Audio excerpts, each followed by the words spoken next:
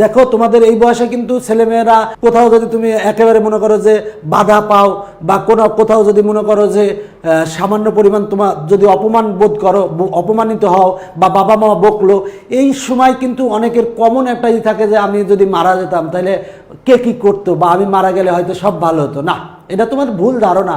মনে রাখবা যে আত্মহত্যা মহাপাপ। এই সময় কখনো এইসব চিন্তা মাথার মধ্যে আসবে না। সবসময় তুমি যখন ফেইলার হবা তুমি চিন্তা করবে যে আমি আরও বড় কিছু করব।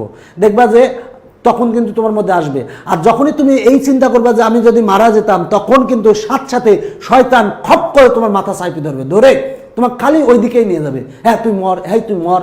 খবরদার কখনো এই চিন্তাটা করবে না, কারণ তোমার বাবা মা তোমার জন্য কি করে নাই। এখন আজ যদি তুমি মারা যাও, তুমি মনে করো চিন্তা করো যে তোমার বাবা মা পাগল হয়ে যাবে। খবরদার কখনো কোনো দিন এই চিন্তা করবে না যে আত্মহত্যা করবো বা আমি মারা যাব। এই চিন্তাটা জীবনে নিয়ে আসবে না।